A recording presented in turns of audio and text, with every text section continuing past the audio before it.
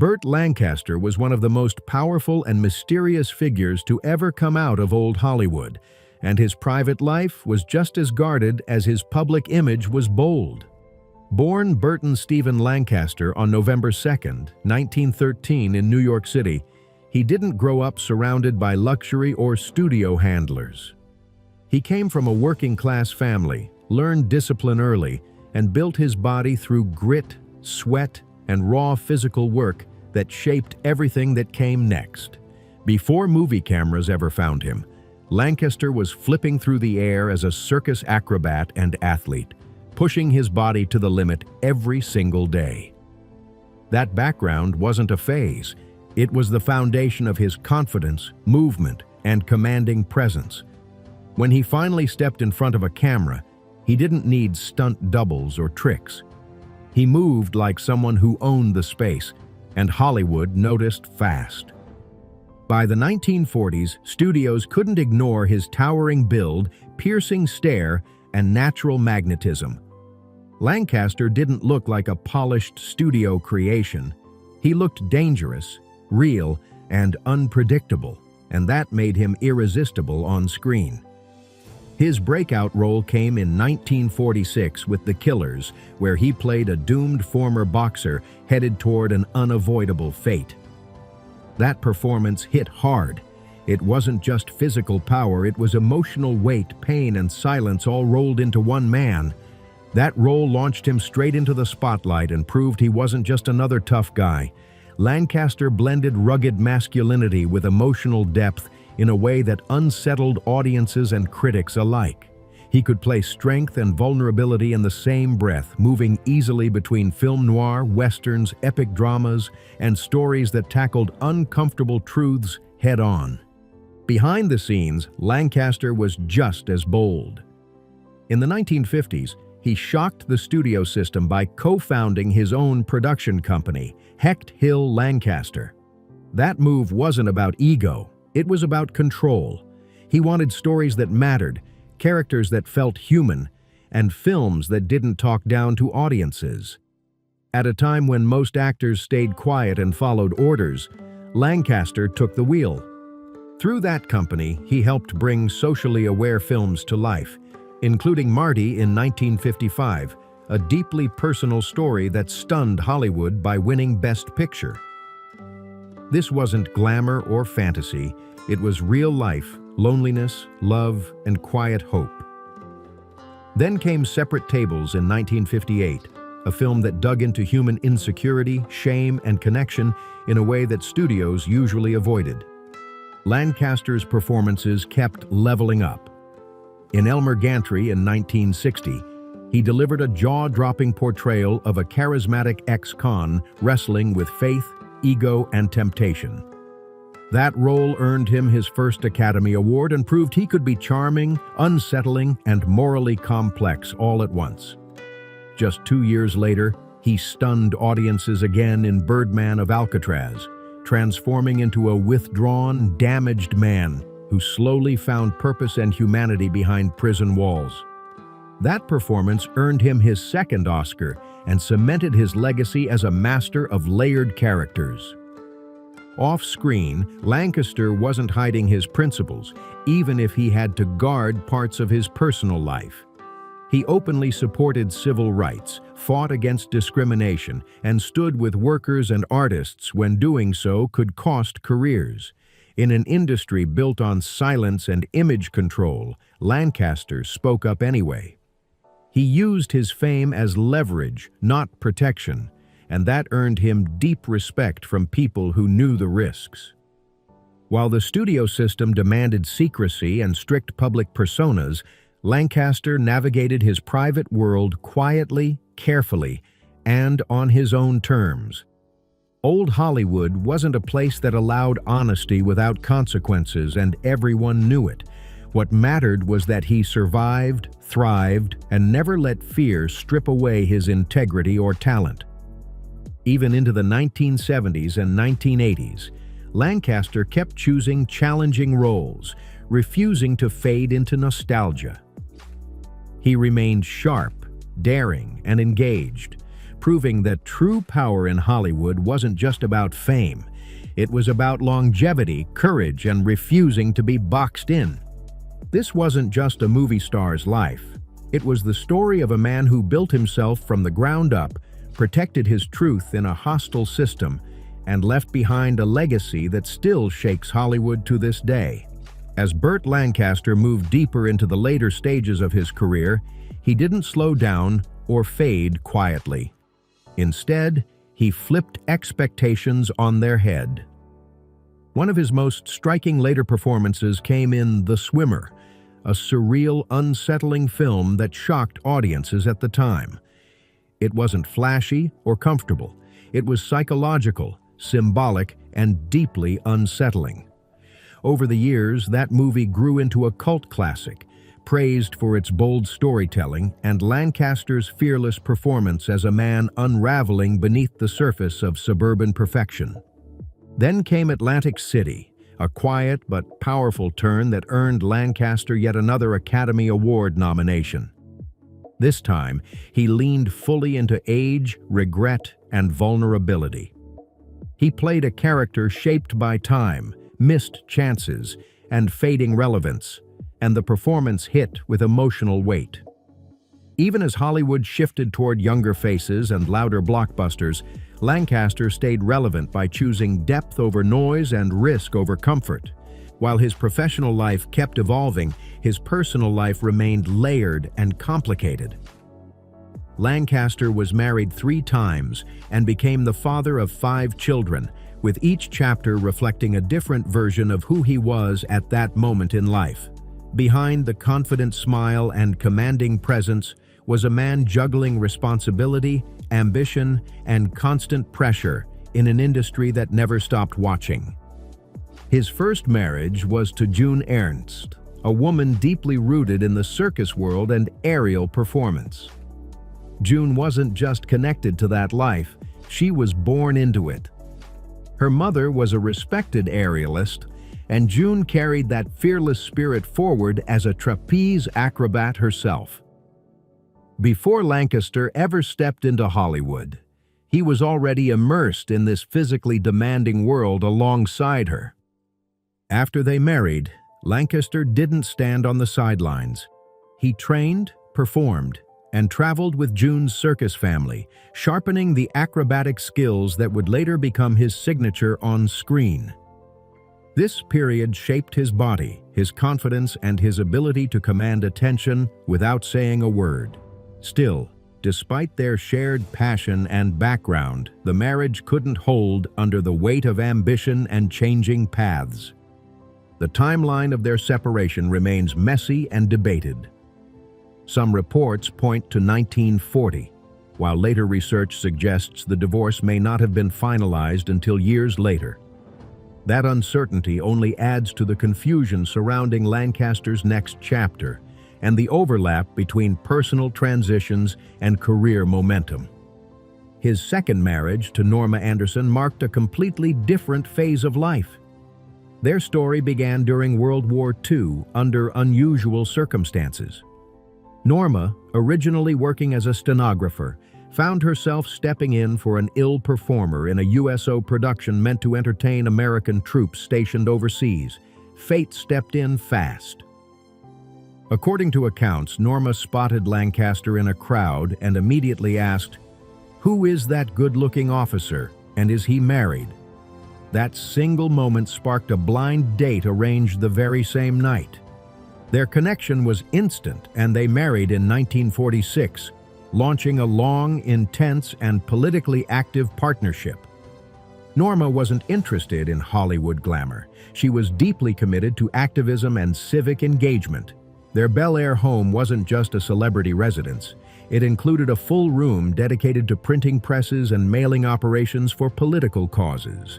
Norma poured her energy into the League of Women Voters, focusing on education, participation, and empowering people to use their voices.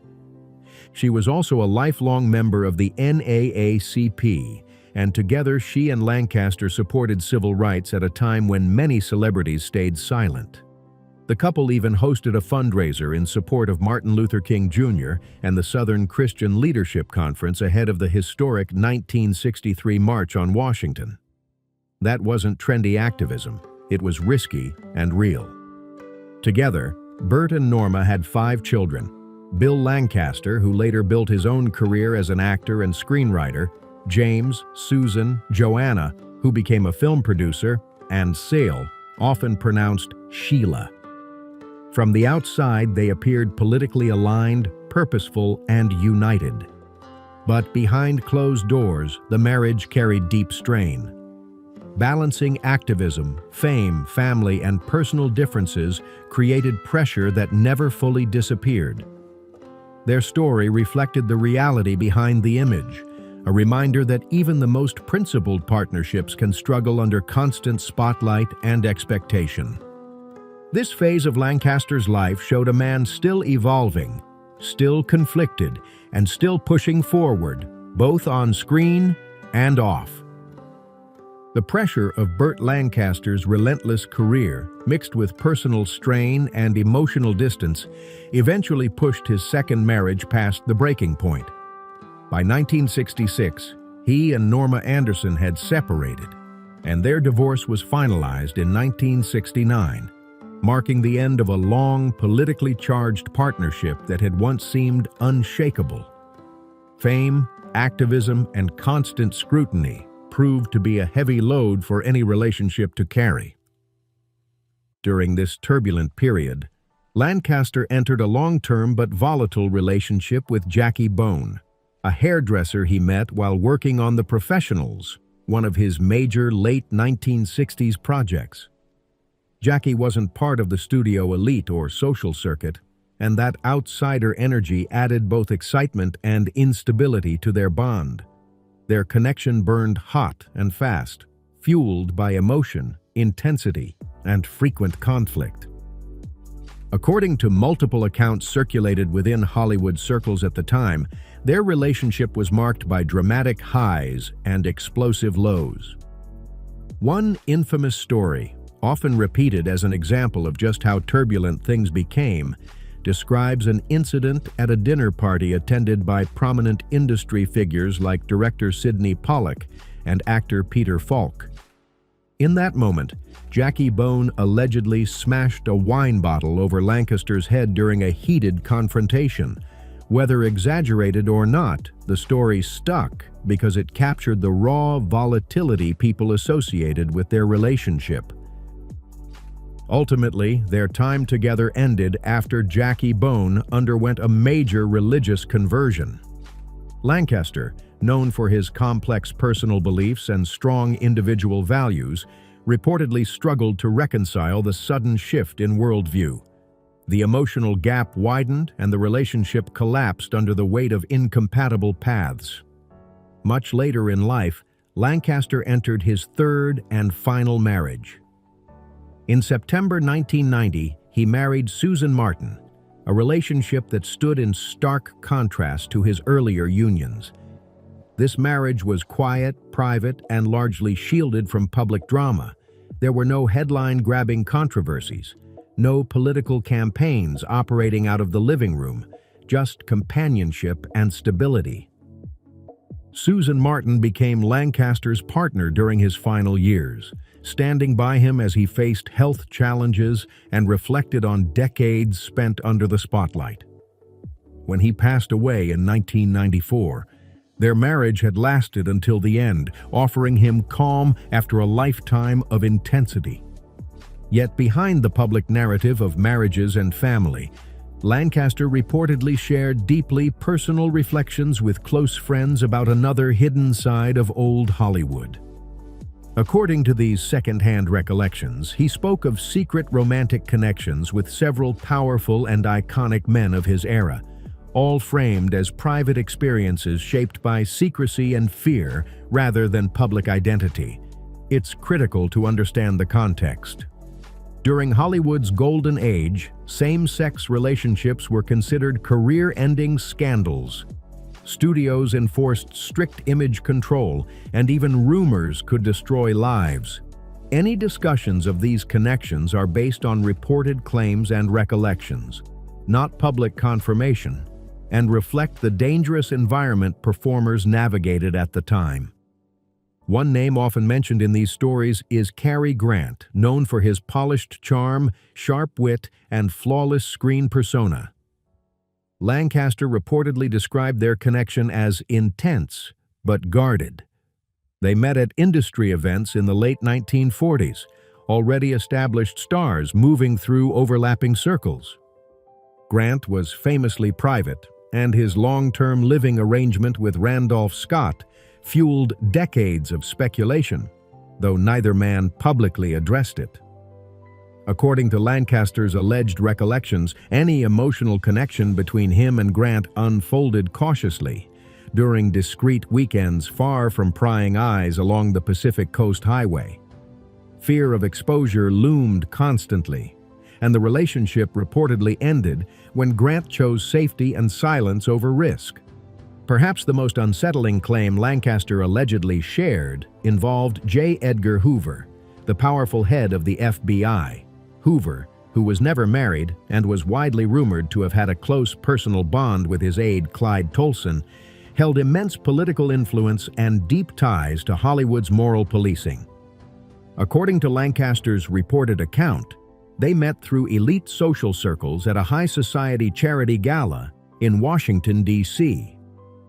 What followed was described not as romance, but as a tense and unsettling connection shaped by secrecy, control, and emotional contradiction. Lancaster allegedly described Hoover as a man desperate for intimacy, yet terrified of his own truth, offering a chilling glimpse into the private conflict behind public power. Another emotionally charged chapter involved Rock Hudson, one of Hollywood's most iconic leading men. They reportedly met on a film set in the early 1950s at the peak of Hudson's fame. Under constant supervision from studio handlers, Hudson lived with the fear of being exposed, a pressure that shaped every personal decision he made. According to accounts attributed to Lancaster, their bond was intense but fragile, shaped by secrecy and longing rather than freedom. Hudson's fear was tragically validated years later when his death from AIDS in 1985 forced the world to confront truths he had been compelled to hide for decades. These stories, framed as recollections rather than confirmed history, paint a picture of an era ruled by silence and survival. Lancaster's life, both public and private, reflects the cost of fame in a system that demanded perfection while punishing honesty. Behind the strong jawline and fearless screen presence was a man navigating contradictions, pressure, and deeply human vulnerability in a world that allowed no room for mistakes. Lancaster later remembered Rock Hudson as a gentle soul trapped inside a gladiator's body, someone built like a hero, but aching for something softer, something real. According to Lancaster, Hudson wanted love badly, yet believed it was always just out of reach. Their time together wasn't flashy or reckless. It was quiet, stolen, and careful. Long road trips through empty desert highways, far from studio spies and flashing cameras, where they could breathe like normal human beings, even if only for a weekend. Lancaster respected Hudson's need for absolute discretion. There were no public risks, no careless moments, no illusions about forever. Their bond didn't fade because the feeling disappeared, but because permanence was impossible in a system that demanded denial at every turn. Sometimes survival meant letting go, even when the connection was real. One of the most unexpected names Lancaster later shared was Ricky Nelson, a teen idol and clean-cut television star from the adventures of Ozzie and Harriet. Nelson was nearly 2 decades younger than Lancaster, and still navigating the difficult transition from child fame into adulthood. By the early 1960s, Lancaster was a seasoned Hollywood veteran, while Nelson was struggling to be seen as more than a smiling face frozen in time. According to accounts attributed to Lancaster, their connection was brief and emotionally complex, shaped far more by mentorship and protection than imbalance or exploitation. Lancaster was aware of the age gap, the power difference, and the risks involved, and he ultimately chose to step back. He believed Nelson needed space to discover his own identity, both as an artist and as a man, without leaning on anyone else's shadow. Lancaster later spoke of Nelson with genuine tenderness, remembering him as sensitive, gifted, and deeply constrained by expectations he never asked for. Any bond they shared was described as short-lived, carefully handled, and ended deliberately to avoid harm. In a time when guidance and honesty were rare, Lancaster believed distance was the most responsible choice. Then there was Marlon Brando, perhaps the most explosive and complicated figure connected to Lancaster's private reflections. Where Lancaster was disciplined and controlled, Brando was impulsive, rebellious, and impossible to predict. Their personalities clashed hard, and that friction created a connection that was intense, intellectual, and emotionally charged. According to Lancaster's recollections, they met at a politically charged Hollywood gathering in the late 1950s, and the spark was immediate. Brando challenged everything: authority, identity, power, and emotion. He pulled Lancaster into late-night debates, sharp provocations, and a connection that was as destabilizing as it was magnetic. Lancaster later described Brando as the only man who could completely undo me with a single look. Their relationship, as recalled, was chaotic and on again, off again, driven by ego, rivalry, admiration, and mutual resistance to control. It lasted years in fragments, fading only when secrecy and clashing temperaments became unbearable. All of these relationships, hidden from the public eye, revealed a version of Burt Lancaster far removed from the swashbuckling heroes and rugged leading men audiences adored. Behind the image was a man who loved deeply, sometimes recklessly, and always in silence. When Lancaster shared these names late in life, it wasn't about shock or scandal. It was about release, about shedding decades of pretending, protecting, and compressing a truth that shaped him just as much as any role ever did. This wasn't a confession for headlines. It was a quiet act of liberation.